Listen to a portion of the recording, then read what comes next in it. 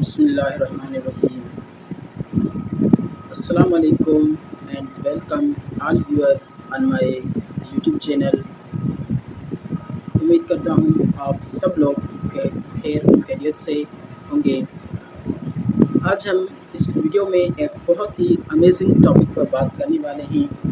आजकल her duty, हर university में जाने के लिए, हर सेंटर पे जाने के लिए सबसे पहले आपको एक टेस्ट दिया जाता है, जो कि तकरीबन यूनिवर्सिटीज़ आपको MCQ टेस्ट लेते हैं।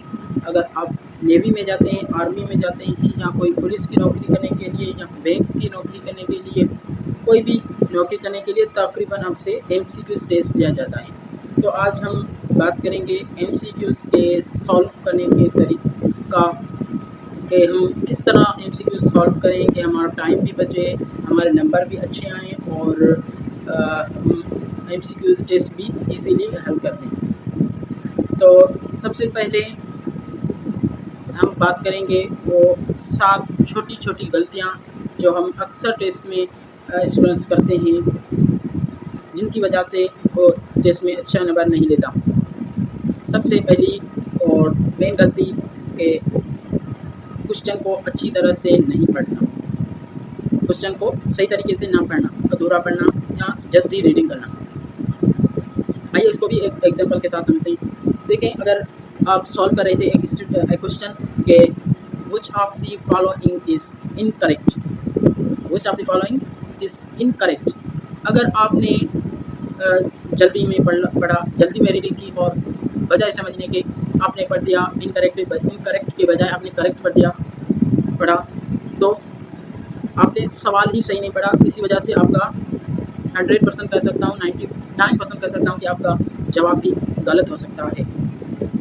इसके लिए आपने क्या करना है कि सबसे पहले आपने MCQs को अच्छी तरह से रीडिंग करके फिर अच्छी तरह से उनका कॉन्सेप्ट, उसका ध्यान से उसको समझना है। उसके बाद आपने MCQs सॉल्व करना है। और उसके बाद आती है दूसरी गलती, कौन सी? टाइम मैनेज ना करना। टाइम मैनेज ना करना, टाइम का एग्ज़ाम से क्या दोस्तों, ये बहुत बड़ी चीज़ है एग्ज़ाम के लिए। कई तलबा से पूछेंगे, कई स्टूडेंट से पूछेंगे, तो ये कहेंगे कि टाइम नहीं बचा, इतने क्वेश्चंस रह गए, इतने क्वेश्चंस टेस्ट पे रह गए, वरना हम अच्छी मार्क्स लेते हैं। इसकी ये वजह होती है कि तकरीबन स्टूडेंट ये करते हैं कि अगर MCQ सॉल्व करते करते आपने एक मुश्किल MCQ को सॉल्व करने पे लगे, 1 मिनट, 2 मिनट, 3 मिनट आपसे नहीं सॉल्व हुआ, आप चले जाएं दूसरे पर। मगर स्टूडेंट क्या करते हैं, उस पर ही लगे रहते हैं कि हम ये सॉल्व करके फिर जाएंगे। आपको ये तो नहीं कहा जाता कि आप MCQ 1 से लेकर 100 तक जाएं, सीरीज़ में असेंडिंग ऑर्डर में जाएं, ये तो नहीं कहा जाता। तो इसलिए कि स्टूडेंट ये गलती करते हैं कि उस मुश्किल सवाल पर रह जाते हैं और 1, 2 मिनट, 3 मिनट, 5 मिनट की बजाय 10-15 मिनट लग जाते हैं। इतना वेस्ट हो जाता है टाइम। उसी वजह से टाइम अगले क्वेश्चन के लिए नहीं रहता। इसी वजह से कई स्टूडेंट के टेस्ट में क्वेश्चंस रह जाते हैं। उसके बाद आती है एक बहुत ही बड़ी तीसरी गलती के रफ वर्क ना करना। रफ वर्क से क्या मुराद है? देखें, हर एग्ज़ाम के जो क्वेश्चन पेपर होता है, क्वेश्चन कॉपी होती है, उसके लास्ट में आपको आंसर कॉपी होती है, उसके लास्ट में आपको 2 पेजेस रफ दिए जाते हैं। रफ इसलिए दिए जाते हैं कि आप उसको लिखें, उसके बाद सॉल्व करें। या कैलकुलेटर तो अलाउ नहीं होता, अगर कैलकुलेटर अलाउ हो तो ये भी रफ होता है, कैलकुलेटर इजीली सॉल्व करता है, मगर कई टेस्ट में कैलकुलेटर अलाउ नहीं होता। इसलिए आप रफ वर्क करें।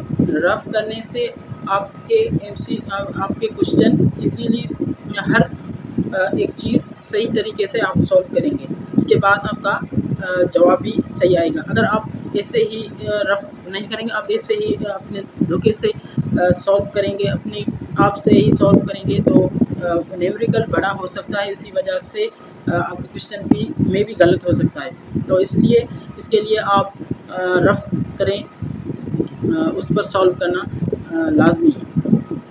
उसके बाद आती है गलती के एमसीक्यूज़ को जल्दी से सॉल्व करना।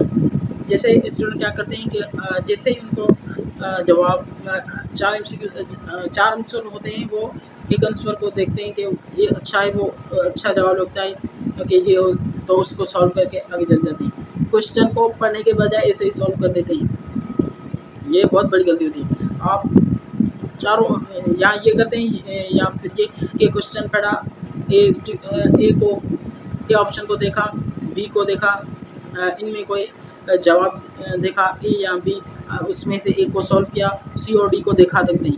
उस क्या होता है कि क्वेश्चन में आपको लाजमी नहीं आपको पहले तो जवाब दे दें, स्टूडेंट क्या करते हैं पहले ही कर देते हैं उसको, ओके यही जवाब, आगे आगे सी और डी ऑप्शन को देखते ही नहीं, जल्दी से सॉल्व करने में वो देखते हैं कि ये जवाब होता।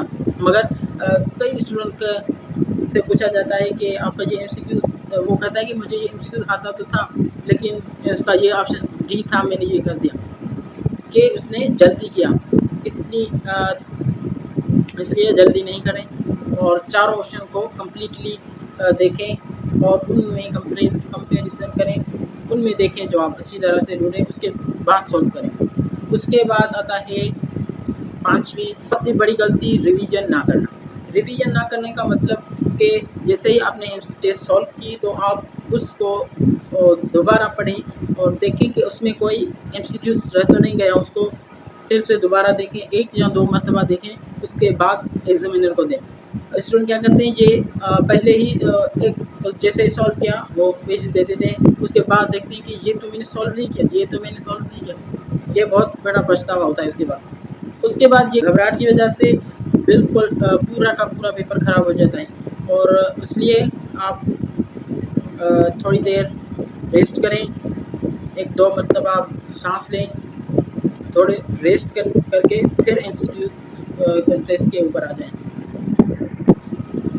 ये थी गलतियाँ जो हर स्टूडेंट करता है, अब आपको ये रिपीट नहीं करनी। आप बताओ, कमेंट में बताओ कि आप कौन सी ऐसी गलती जो इनमें से ज़्यादा रिपीट करते थे।